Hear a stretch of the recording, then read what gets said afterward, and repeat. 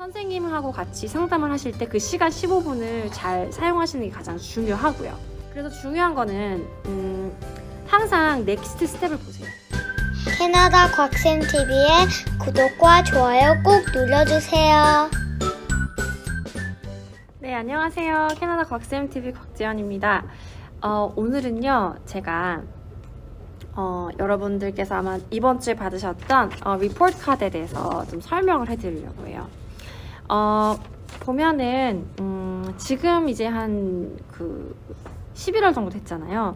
그래서 이번에 나가는 성적표가 프로그레스 리포트 카드예요.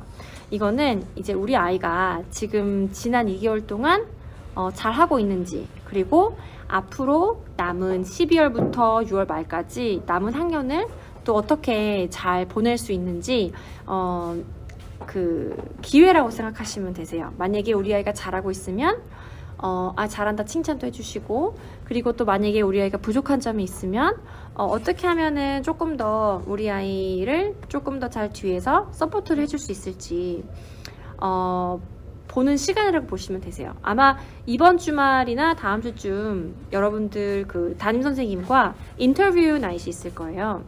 그 시간에는요, 여러분들이 이제 15분밖에 안 돼요. 거의 이제 저희 학교는 15분 정도 되고, 그리고 이제 성적표가 이미 나갔기 때문에 이걸 토대로 여러분들이 이제 선생님하고 질문도 하고 얘기할 수 있는 그런 시간인데, 길지는 않지만 어떻게 하면 조금 더 효율적으로 그 시간을 보내실 수 있을지 제가 조금 정리를 해서 알려드리도록 할게요. 일단은 이제 그 프로그레스 리포트 카드에 가장 중요하게 보는 거는 앞에 있는 러닝 스킬이에요. 이 러닝 스킬은 제가 전에 이제 비디오도 만들었었는데 성적표를 보는 그 방법에 대해서 조금 그때 알려드렸거든요. 근데 이거 같은 경우에는 제일 중요하다고 보시면 돼요. 왜냐면 아이들이 학습 능력도 중요하지만 학습 능력 이외에 학교에서 아이들이 다른 친구들과 어떻게 수업을 듣는지, 그리고 얼마나 responsible 책임감이 있는지, 얼마나 혼자서 태스크를 잘 하는지, 그리고 자기 조절이 가능한지, 그런 식으로 많은 그 캐테고리가 있거든요. 그러면 여기에서 뭐 E나 G는 E는 excellent, G는 good, 그리고 S는 satisfactory, N은 need improvement예요.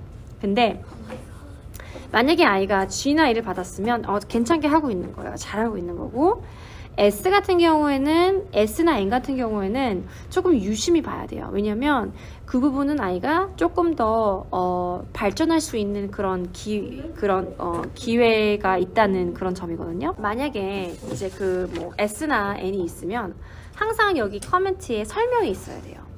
그러면 그 부분을 이제 밑줄을 치셔서 한번 읽어보세요. 커멘트에 보면은 예를 들어서 sometimes 아니면 여기 보시면은 예를 들어서 sometimes 아니면 need to work on 이런 식으로 이렇게 phrase가 있어요. 성적표를 읽어보시면 만약에 sometimes 뭐 always doing it 그러면 굉장히 잘하고 있는 거고, sometimes는 어쩔 때는 하고 어떨 때는 안 하고 이제 이런 부분이거든요. 그런 부분은 유심히 보셔야 돼요. 그러면 중요한 거는 인터뷰 때 만약에 아이가 부족한 점이 있으면 선생님한테 이걸 어떻게 집에서 도와줄 수 있을까요? 라고 물어보시는 게 가장 중요해요. 이미 만약에 못하는 부분이 있고 잘하는 부분이 아이들마다 있잖아요. 근데 못하는 부분을 계속 얘기하는 것보다 오케이, 못하는 부분은 인지하시고 이런 부분을 그럼 집에서 내가 어떻게 도와줄까요? 라고 물어보시면은 선생님이 조금 스트래티지를 주실 거예요. 뭐 체크리스트를 만든다든지 아니면은 집에서 우리 아이가 잘하고 있으면 체크마크를 한다든지 선생님하고 체크인을 해서 뭐 리워드를 준다든지 뭐 이런 식으로 이제 방법을 조금 구상을 해서 아이디어를 선생님들한테 좀 받으셔서 그런 부분은 서포트를 해주시면 좋고요. 뒤에 부분에는 이제 그 progress well, progress with difficulty 이런 쪽으로 쭉 나와요. 자, progress well이 나왔다. 그럼 progress well은 괜찮게 하고 있는 거고 잘 따라가고 있는 거예요. 선생님들이 얘가 정말 잘하지 않으면 progress very well은 거의 안 주기는 해요. 왜냐면 아직 이제 1월 달에 이제 처음 성적표가 나가는데 그때까지 어떻게 할지 모르니까 약간 이거를 토대로 아이들이 조금 더 잘하거나 아니면 조금 더 부족할 수도 있고 하지만 그래도 거의 웬만하면 프로그레스 웰은 괜찮게 다 따라가고 있다는 거예요.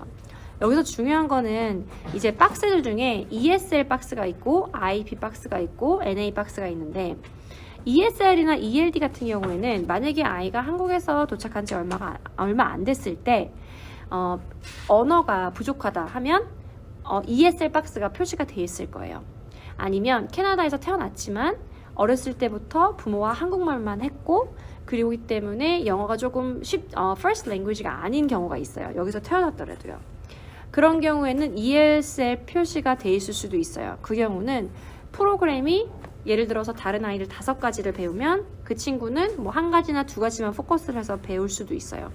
너무 걱정은 하지 마세요. 왜냐면 ESL이나 ELD 같은 경우에는 프로그램이 아이한테 맞춤형으로 조금 더 아이의 수준에 맞게 언어 능력에 맞게 선생님이 조금 도와주거든요. 그래서 이거는 꼭 이렇게 ESL 표시가 돼 있다고 내년 학년에도 ESL 표시가 돼 있으라는 법은 없어요. 아이가 어느 정도 잘하면 이 표시가 책 표시를 안 하거든요.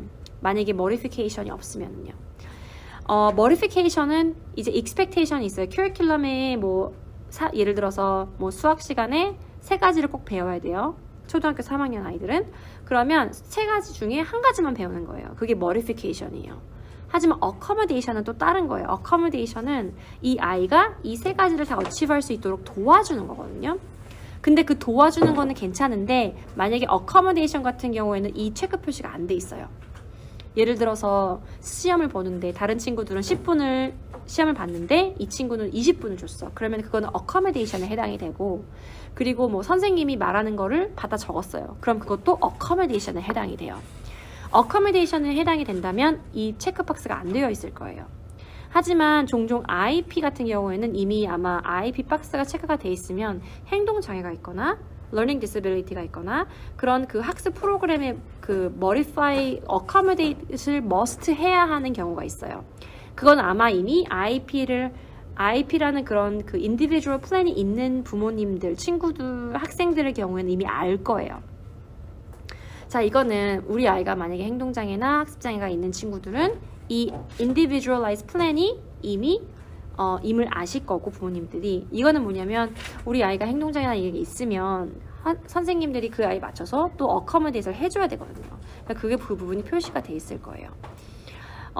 보시면은 이 부분도 우리 아이가 행동장애가 있거나 learning disability가 있어서 학습에 장애가 있더라도 아이가 학년이 올라가면서 그거를 꼭 플랜을 따라서 만약에 아이가 좋아진다면 해야 하는 안 해도 괜찮아요. 그래서 이거는 꼭 꼬리표처럼 따라 붙는 게 아니기 때문에 너무 걱정은 하지 않으셨으면 좋겠어요. 그래서 중요한 거는 항상 넥스트 스텝을 보세요. 여기 보면은 만약에 아이가 progressing with difficulty가 있으면 항상 넥스트 스텝이 있어요. 만약에 progressing with difficulty가 있으면 선생님이 어떻게 집에서 서포트 해줘야 되는지 방법을 제시를 해줘야 돼요. 이거는 머스트예요. 그렇기 때문에 만약에 그게 없다 하면 선생님한테 그냥 물어보세요. 선생님, 우리 아이가 이 부분이 약한데 이걸 어떻게 하는 게 좋을까요? 혹시 방법이 있나요? 그럼 선생님이 여러 가지 방법을 줄 거예요.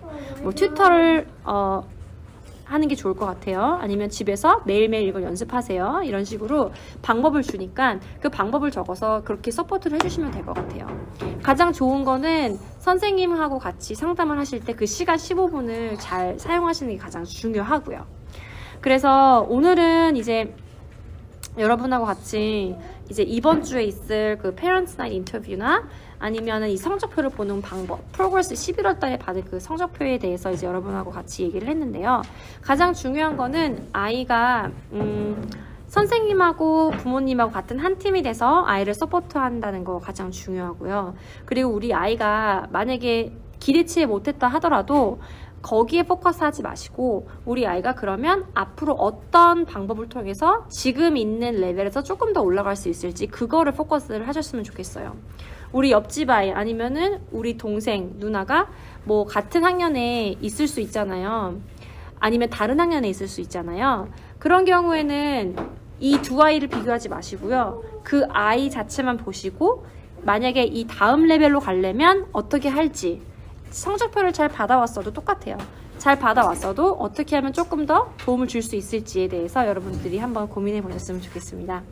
네, 지금까지 캐나다 곽쌤TV의 곽지연이었습니다. 여러분들 혹시 더 궁금한 거 있으시면요, 밑에 커멘트 다시면 제가 또 궁금하신 점 알려드리도록 할게요. 네, 감사드립니다. 이 영상이 마음에 드셨으면요, 구독과 좋아요 꼭꼭 눌러주세요. 안녕히 계세요.